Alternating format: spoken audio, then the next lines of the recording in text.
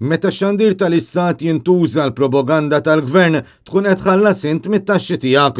Din il-pożizzjoni tal-Partit Nazzjonalista espressa f'konferenza tal-aħbarijiet indirizzata mid-deputat David Teich u mill-kandidat għall-elezzjoni ġenerali li ġejja Dorian Xiberras.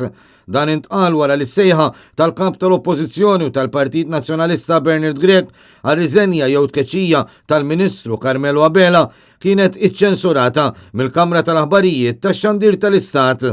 Meta l-PBS jażel illi jsir arma fidejn il-gvern, arma ta' propaganda fidejn il-gvern, qiegħed jabdika mir-responsabbiltà tiegħu illi eduka, qiegħed jabdika mir-responsabbiltà tiegħu illi jkun imparzjali u qiegħed jabdika mir-responsabbiltà tiegħu illi jinforma n-nies bil-fatti kollha.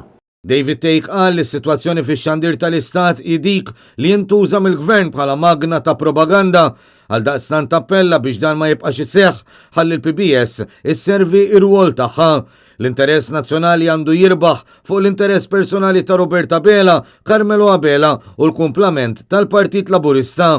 Minnaħa tiegħu Dorian Xiberras qal li l-ħtif tax-xandir tal-Istat mhux aċċettabbli f'pajjiż demokratiku bħal tagħna għax il-poplu għandu dritt ikun jaf l-istampa kollha. Dan il-ħtif minnaħa tal-gvern allura tal-PBS mhuwiex aċċettabbli taħt l-ebda standards ta' demokrazija u dan ċertament mhuwiex approach li huwa aċċettabbli. Dorian Xiberras fakkar kif din ma kienx l-ewwel darba li l-Partit Nazzjonalista safa vittma ta' ċensura mix-xandir tal-Istat u dan għandu jieqaf mill-aktar fis.